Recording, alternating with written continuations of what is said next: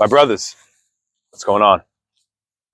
It's a new day, another day to get it right, another day on the path of semen retention, the path to glory. For all of my life, I lived in a box created by my mind,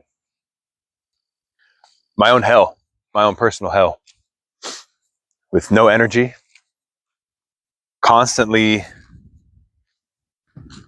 striving to be somebody, wearing all different kinds of masks to fit in with whoever I was with, playing the chameleon, living in fantasy worlds,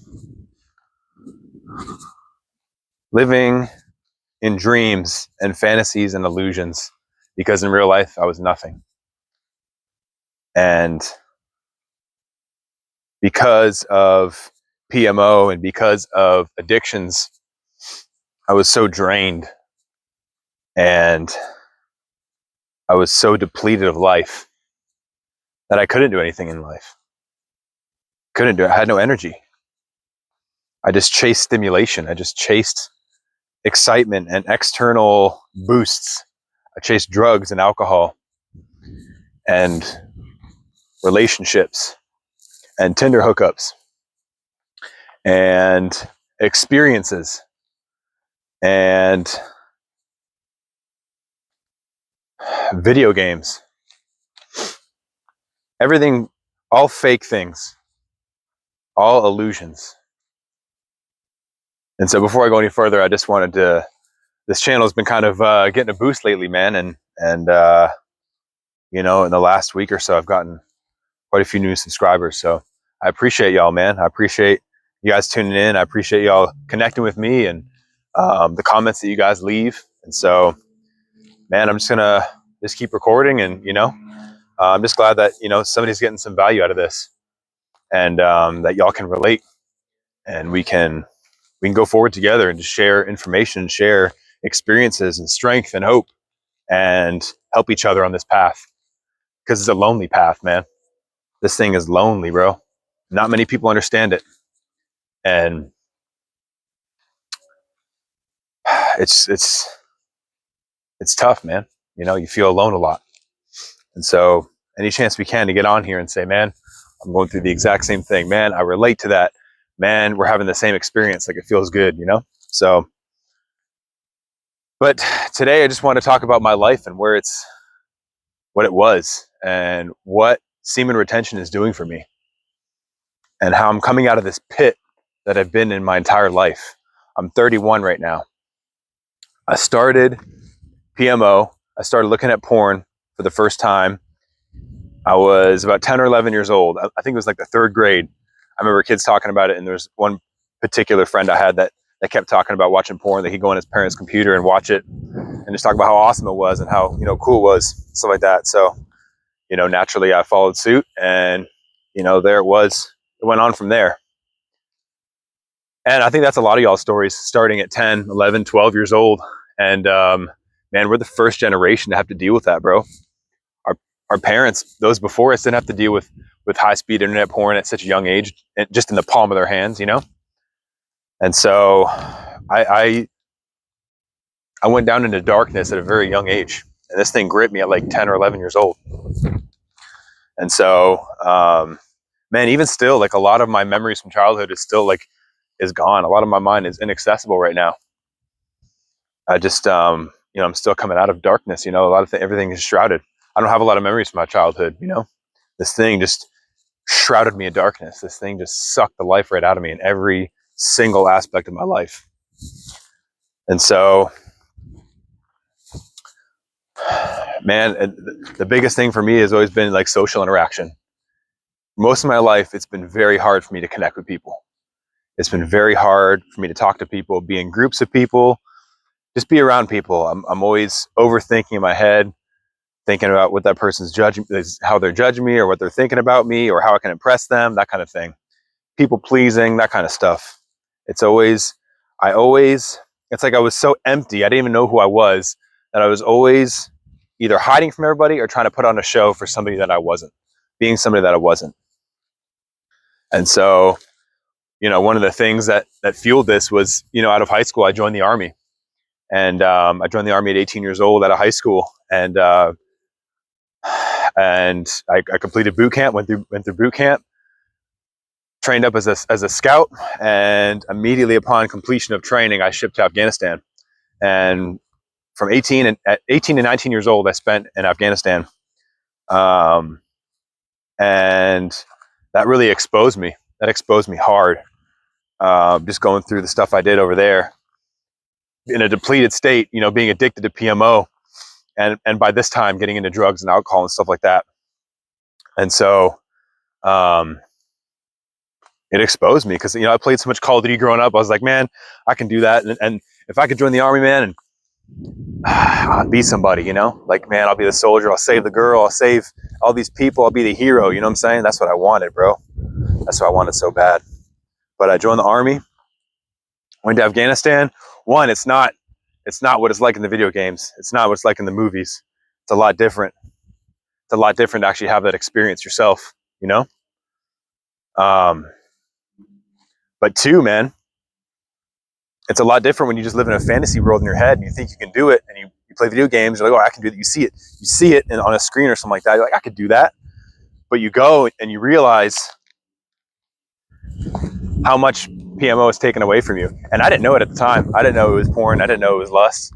I didn't know it was all that stuff. I didn't know I was depleted as a man. I didn't know I was completely burnt out, had no dopamine receptors whatsoever, and was just a shell of a man, just a boy, really, I didn't know any of that.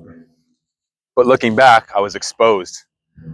And that's what started my life. That's what started my path into severe drug and alcohol addiction. After I got out of the Army, after I came back from Afghanistan. So, and for a majority of my life before that, I told the story like I was some hero, going over and fighting Afghanistan and stuff like that. You know what I'm saying? But with you guys, we got to be real now. It's time to heal. It's time to be honest with ourselves, and it's time to get past the darkness we've been living in. And so I'm gonna be real with you guys about my experiences and where I've been and what it's led me to and everything. So, and I know obviously I've never done this before, so it's just gonna kind of come out bit by bit, piece by piece. But I figured with a bigger audience now, like, I just want you guys to kind of know a bit about who I am and where I've been and just the experiences that have led me to this point and this this journey of SR, And so, from then on, after I got out of the Army, man, my life just descended into complete hell of drug addiction and just relationship after relationship failing, and just being scared of everything, scared to death of everything, because I had no strength inside of me. I had no life in me, and so I was just scared of everything, scared of people, scared of my life and the direction it was going, scared of who I was, and scared of just life, man, scared of what was out of my control, and just constantly overthinking, being just in the depths of anxiety all the time, man, all the time, just in a constant state of fight or flight, being so scared of everything. You know what I'm saying? And so, and that fear is something I still deal with a lot now. And I still am overcoming that. And I think a lot of y'all can relate to that fear. And I think that's done purposely, man. I think that's the whole point of PMO and the whole point of addiction and all these kinds of things, is to put us in this prison of fear. Because I know a lot of us, I know the people watching these videos, my brothers, I know everybody here has incredible destinies ahead of them. And this is a tool that's been used to siphon our life and to keep us in a prison in our minds, so that we can be of no use to this world. So we can be of no use to our fellow people around us who are dying, who are just slowly going to their graves and not even realizing it. As well as a world, man, that's just descending into chaos, that needs strong men, that needs leaders.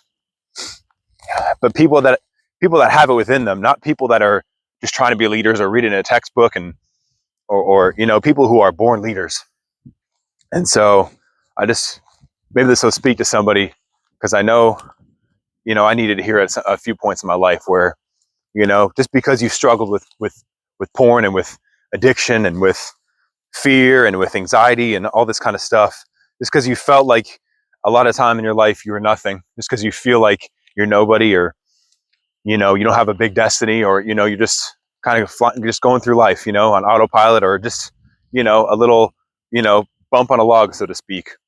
Just know, man, that the reason this addiction found you, the reason you've been succumbed to this, is because you have an amazing destiny ahead of you.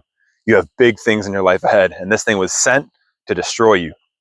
And this thing has taken from you the things that you need in order to find your purpose. And so it's time for us to band together and to step up and to bring into the world what God is trying to bring, whatever that is. It's I personally think it's a movement. It's I want to say a species. It's a group of men, a type of men that the world has never seen before, or hasn't seen in a long time, so to speak.